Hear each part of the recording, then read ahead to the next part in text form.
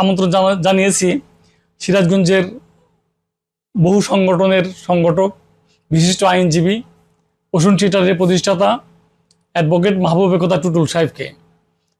আপনি এই নাট্য অঙ্গন সহ সাংস্কৃতিক অঙ্গনে প্রবেশ কত বয়স থেকে? আমরা এই বেসিক্যালি কালচারাল মানে আমাদের পারিবারিকভাবে একটা সাংস্কৃতিক পরিবেশেই বেড়ে ওঠা। আমাদের স্কুলে 1984 সালে প্রথম যে সাংস্কৃতিক অনুষ্ঠান হয় সেটি আমাদের যে বর্তমানে কত্থক থিয়েটারের সভাপতি হাফিজুস সামাদ সেটি আমাদের প্রশিক্ষণ দেয় আর কি। তখন আমরা একটি অনুষ্ঠান করি। তার আগে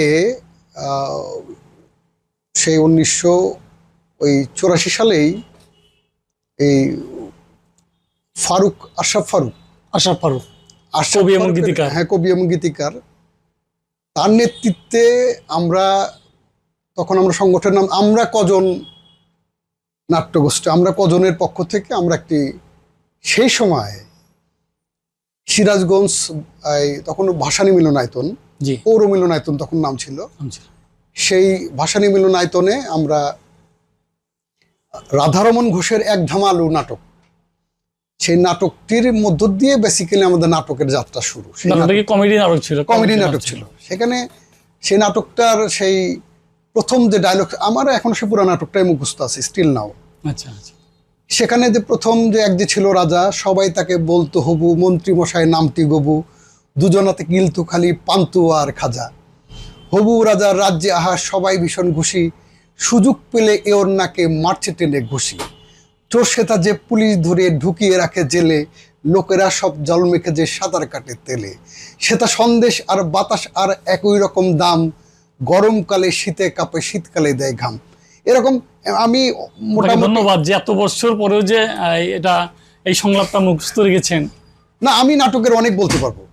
আমি প্রায় এই নাটকের মানে আমাদের 45 মিনিট নাটকের আমি স্টিল নাও আমি আধা ঘন্টার ডায়লগ আমার এখনো মুখস্থ আছে। ছোটবেলার সেই স্মৃতি, প্রথম নাটক তো, সেই জন্য আর কি এটা অনেক বেশি আমাদের। আগামী দিনে এই ব্যাপারে আরো সংলাপ শুনবো। আমরা অন্য প্রশ্নে যাই। সিরাজগঞ্জের নাট্যাঙ্গনগুলির অবস্থা যদি একটু বলতেন, তাদের প্রসারতা কেমন আপনার দৃষ্টিতে? না, নাটকের তো আমরা বেসিক্যালি আমি আসলে একজন রাজনৈতিক কর্মী ছিলাম। রাজনৈতিক কর্মী থেকে আমরা এরশাদ বিরোধী আন্দোলনের মধ্য দিয়ে আমরা যখন সমস্ত রাজনৈতিক কর্মকাণ্ড বন্ধ হয়ে গেল, তখন আমরা নাটকের পথ বেছে নিলাম। তখন আমরা অনুষদ থিয়েটারে রয়্যাল বেঙ্গল টাইগার, রাজাকার বিরোধী এবং মুক্তিযুদ্ধের পক্ষে একটি রয়্যাল বেঙ্গল টাইগার নাটক সিরাজগঞ্জের পথে পথে পথে পথে আমরা মঞ্চস্থ করলাম, এবং এটার মধ্য দিয়ে কিন্তু আমরা রাজনৈতিক কর্মসূচি আসলে পালন করলাম। সেভাবেই আমরা সেই নাটকের যাত্রা। তার পরবর্তীতে আমরা 1993 সালের 29 নভেম্বর প্রসূন থিয়েটারের জন্মগ্রহণ করি, এবং সেই প্রসূন থিয়েটারের আমি প্রতিষ্ঠাতা সভাপতি, এবং এখন পর্যন্ত সেখানে সেই প্রতিষ্ঠান সিরাজগঞ্জে উল্লেখযোগ্যভাবে কাজ করে যাচ্ছে স্টিল নাও। এবং তারপরের থেকে সিরাজগঞ্জে বর্তমান যে সাংস্কৃতিক কর্মকাণ্ড অত্যন্ত সমৃদ্ধ, সিরাজগঞ্জের সাংস্কৃতিক কর্মকাণ্ড, সেটা নাটকের ক্ষেত্রে, গানের ক্ষেত্রে, কবিতার ক্ষেত্রে, শিল্পের ক্ষেত্রে, বিভিন্ন ক্ষেত্রে সিরাজগঞ্জের সাংস্কৃতিক অঙ্গন অনেক উজ্জ্বল ইতিপূর্বে ভূমিকা রেখেছে, এখনো রাখছে।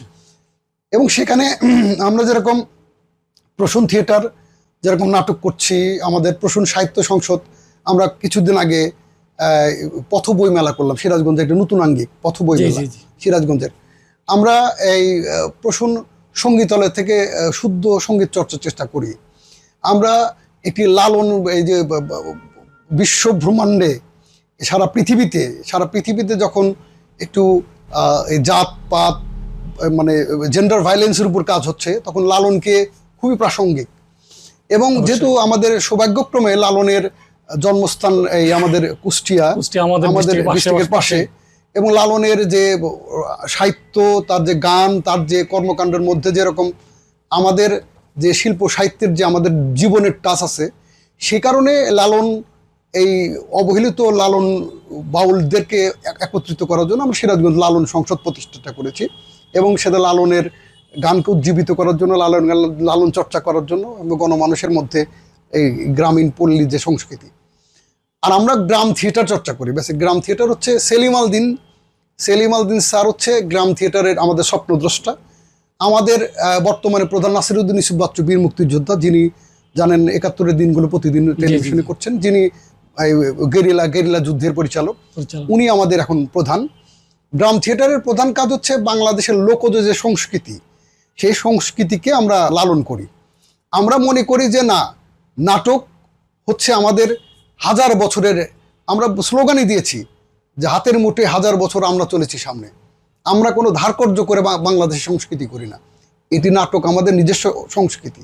সেখানে যাত্রাপালা, আমাদের ভাওয়াইয়া, ভাটিয়ালি, আমাদের যে বিভিন্ন ধরনের যে আমাদের উপসর্গগুলো, আমাদের যে উৎসগুলো আছে বাংলাদেশে, সিরাজগঞ্জের যেরকম ভাওয়াইয়া অনেক ভালো ভাইও আছে, ভাটিয়ালি আছে, সিরাজগঞ্জের নিজস্ব সংস্কৃতি আছে, আমাদের কবি আছে, আমাদের শিল্পী আছে, আমাদের এই বিষয়গুলো নিয়ে আমরা নাটক করছি। প্রসূন থিয়েটার বেসিক্যালি সেই কাজটাই করি আমরা। সিরাজগঞ্জের সংস্কৃতির যে ছোট ছোট আমরা লালন নাটক করেছি, আমার লেখা নাটক লালনটা আমার নাট্যরূপে লালনকে আমরা দর্শকের মাঝে উপস্থাপন করেছি। আমরা বললাম এই রবীন্দ্রনাথের নাটক, আমরা বিসর্জন নাটকটা করলাম, এটা অসাম্প্রদায়িক, এটা অসাধারণ একটি নাটক, সেটি আমরা মঞ্চে রূপায়ণ করছি। এবং আমরা সবসময় আমরা বাংলাদেশের যে আমাদের অর্জন, সেই বিষয়টাকে আমরা প্রাধান্য দিই। আমরা বিদেশি নির্ভর যে সংস্কৃতি, সেটার বিরুদ্ধে জাতীয় সংস্কৃতি বিকশিত করার জন্য এই আন্দোলনটাই আমরা গ্রাম থিয়েটার সারা বাংলাদেশে করছি। আমরা ৩০০ সংগঠন আমরা ঐক্যবদ্ধভাবে কাজ করছি স্টিল নাও। আপনার বিভিন্ন সংগঠন থেকে যারা এগিয়ে যাচ্ছে আর যারা নতুন আসছে, এদের জন্য আপনার পরামর্শ কি? আমার কথা হচ্ছে যে নাটক এবং শিল্প, এটি করতে হলে প্রথমত অনেক বড় মাপের মানুষ হইতে হয়, হৃদয়টাকে বড় করতে হয়। কোনো সংকীর্ণ মানসিকতা নিয়ে অন্তত পক্ষে শিল্প আর সংস্কৃতিতে টিকে থাকা যায় না। নেতৃত্ব আর শিল্প কিন্তু দুই জিনিস। নেতৃত্ব ভিন্ন জিনিস, শিল্প নিজের ভিতরে তৈরি করতে হবে, তারপর সেটার বহিঃপ্রকাশ হবে।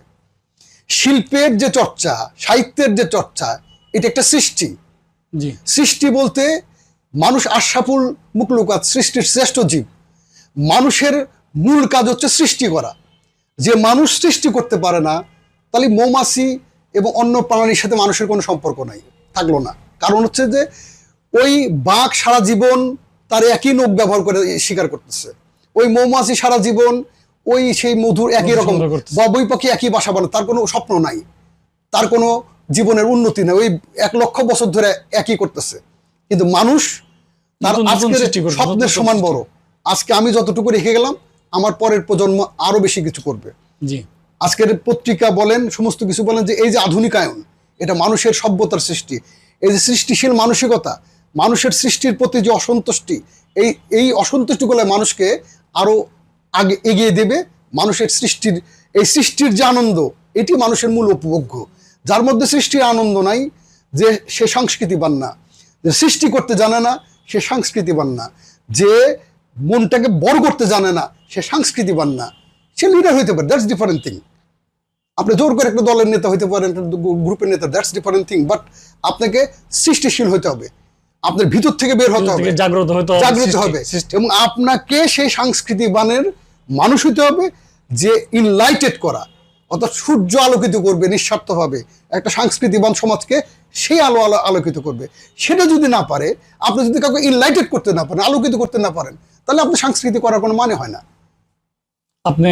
আমরা জানি যে আপনি অনেকগুলি সংগঠন প্রতিষ্ঠা করেছেন, এর উল্লেখযোগ্য কয়েকটি নাম যদি বলেন। আমার প্রতিষ্ঠিত সংগঠন আসলে এই প্রসূন থিয়েটার, তারপরে আমরা সিরাজগঞ্জ লালন সংসদ, প্রসূন সঙ্গীতালয়, প্রসূন মানে সাহিত্য সংসদ, শব্দশৈলী, এরকম আরো অনেক সংগঠনের সাথে আমরা মানে এটা যে আপনি একজন সিরাজগঞ্জের দক্ষ সংগঠক হিসেবে আমরা জানি, এবং অনেক আপনার সদস্য, অনেক শিশু সাগরেত আপনি রয়েছে, তাদের নিয়ে আগামীতে কি স্বপ্ন দেখেন? আমি তো একটি স্বপ্নই দেখি, যে মানুষকে মানুষের মতো করে বড় করা, মানুষকে মানুষ হিসেবে গড়ে তোলা। আপনি তো অনেকগুলি বইও লিখেছেন, আমাকে কয়েকটি বই উপহারও দিয়েছেন। এর ভিতরে একটা বইয়ের নাম আছে এই স্বপ্নের সমান, স্বপ্নের কাছে আমি পাহাড় সমান। হ্যাঁ, স্বপ্নের কাছে আমি পাহাড় সমান। এই বইটি এরকম নাম দেওয়ার কারণ কি? ওই তো মানুষের স্বপ্ন ছাড়া মানুষ তার স্বপ্ন সমান বড়। জি জি। মানে এই স্বপ্নের কাছে আমি পাহাড় সমান, জীবনের কাছে কেবল দুবলা ঘাস। স্বপ্নে তো আমি অনেক কিছু। আপনার এই বইটির নাম মানুষকে উজ্জীবিত করে, এগিয়ে যাওয়ার অনুপ্রেরণা আছে আমার এর ভিতরে। প্রত্যেকটি বইয়ের নামের সাথে আসলে সামাজিক যে ক্লাস, আমাদের কষ্ট, আমাদের দুঃখ, আমাদের চেতনা, আমাদের সাহিত্যের বিষয়গুলা। লাট সাহেবের জুতা, এটা কেমন বইয়ের নাম হয়? আমি দিয়েছি, এই কারণ হচ্ছে বইটাও যে আমাকে দিয়েছেন। লাট সাহেবের জুতা করেছি। মানে এই যে মানুষের একটা শ্রেণী বৈষম্য সমাজে, লাট সাহেবের জুতা বলতে এই যে একটা যে বৈষম্যমূলক নিপীড়ন, এই লাট সাহেবের জুতাতে মানে সেই কথাগুলো আমরা ওখানে লিখেছি। জি জি, খুব ভালো বই। মা মঙ্গল কাব্য আমার মাকে নিয়ে আমার সাহিত্য, পৃথিবীর সমস্ত মাকে উৎসর্গ করে সেই মা মঙ্গল কাব্য। এই নাট্যত্রয়ী এলোকে আমার 3টি নাটক, ফার্স্ট পর্বটা বের হয়েছে। এবং আমরা যে বইগুলো আমরা কাজ করেছি, আর আরো আরো অনেকগুলো বই আমার বের হয়েছে। আমাদের প্রকাশনার সঙ্গে প্রসূন লিটিল ম্যাগাজিন কিন্তু গুরুত্বপূর্ণ। আমরা আর একটা কিন্তু কাজ করি প্রসূন থিয়েটার থেকে, আমরা সবচেয়ে গুরুত্বপূর্ণ কাজ করি যে আমরা লিটিল ম্যাগাজিন আন্দোলন।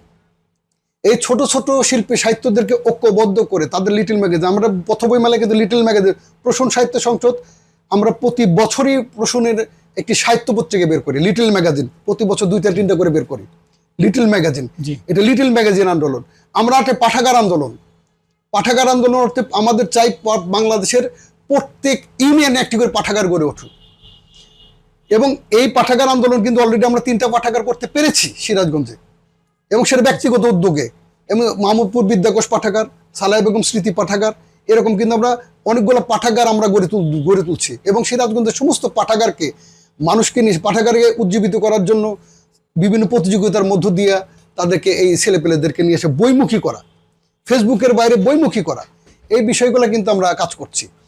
এবং এই যে এই বহুমাত্রিক কাজ, আমরা পরিবেশ নিয়ে কাজ করছি। বিশ্বভরা প্রাণ, এদের পরিবেশবাদী সংগঠন, মানুষের জলবায়ু, আমাদের নদী, আমাদের মা মাটি, মানুষ, আমার প্রাণের যে বিষয়গুলো, এই সুস্থভাবে বেঁচে থাকার জন্য এই যে শ্বাস দরকার, এগুলো নিয়ে কাজ করছি। এগুলো পার্ট অফ কালচার, আমার এই সমস্ত কিছুই সাংস্কৃতিক পার্ট, এগুলো নিয়ে কাজ করছি। আপনি, আমরা বলবো যে বহুমুখী প্রতিভার অধিকারী আপনি। আপনার একটা সাপ্তাহিক পত্রিকাও আছে, যে পত্রিকাটা ব্যতিক্রম, এই পত্রিকায় ব্যতিক্রম নিউজ এবং ব্যতিক্রম ফিচার পাওয়া যায়। এই চিন্তা আমার পত্রিকা আসলে এটি গণজাগরণ মঞ্চের যেদিন 21শে ফেব্রুয়ারি থেকে গণজাগরণ মঞ্চে আজ 13 বছর যাবৎ সাপ্তাহিক দিক নির্দেশনা নামে যে পত্রিকাটা বের হয়, এই পত্রিকা বিজ্ঞাপন মুক্ত এবং কোনো বিজ্ঞাপন ছাড়াই পত্রিকাটা বের হয়। এবং বেসিক্যালি সাহিত্য পত্রিকা হিসেবে বিভিন্ন শিল্প, সাহিত্য, সংস্কৃতি, সাংস্কৃতিক সংগঠনের বিভিন্ন লেখককে রেসপেক্ট করা, সেই বিষয়গুলোকে কেন্দ্র করে আমরা এটা চেষ্টা করতেছি। হয়তো সঠিকভাবে পারি না, কিন্তু আমরা চেষ্টা করতেছি, এটা হচ্ছে বিষয়। ধন্যবাদ, অনেক কথা শুনলাম আপনার কাছে। আপনি গুরুত্বপূর্ণ সময় ব্যয় করে আমাদের কার্যালয়ে আসার জন্য আপনাকে অসংখ্য ধন্যবাদ। আগামীতে আপনার অনেক কথা শুনবো, এমনই একদিনে আপনাকে নিয়ে আবার নতুন করে কথা নিয়ে হাজির হব। আজকের মতো বিদায় নিচ্ছি। আপনাকে ধন্যবাদ যে সিরাজগঞ্জে এই আজকের জনবাণী, দৈনিক কলম সৈনিক এবং এই পত্রিকা জগতের যে স্ট্রাগল, মানুষ তো দেখে অনেক কিছু, কিন্তু নেপথ্যে তো অনেক কাজ আছে, কষ্টের বিষয় থাকে। আমি সবকিছু বললেও কিন্তু বলা হবে না। সেই কাজগুলা যে আপনি করছেন এবং ধারাবাহিকভাবে আপনি আপনার চেষ্টা অব্যাহত রেখেছেন। এবং সিরাজগঞ্জের এই পত্রিকা জগতে যারা সংগ্রামী মানুষ, তার মধ্যে আপনি অন্যতম। এবং সেই কারণে এই পত্রিকাকে এই ক্ষুদ্র একটা শহরে যেখানে বিজ্ঞাপনহীন, পৃষ্ঠপোষকতাহীন একটি জায়গায়, সেখানে আপনার এই পত্রিকাগুলো যে বেঁচে আছে এবং নিয়মিত বের হচ্ছে, এর জন্য আপনাকে ধন্যবাদ। আর আপনি ছোট ছোট এগুলোই একসময় এটি শিল্পের কাজ, এগুলোই শিল্পের কাজ, এবং সেগুলি মানুষকে আন্দোলিত করবে, কেউ না কেউ উজ্জীবিত হবে, এবং এভাবেই আপনি বেঁচে থাকবেন। ধন্যবাদ আপনাকে।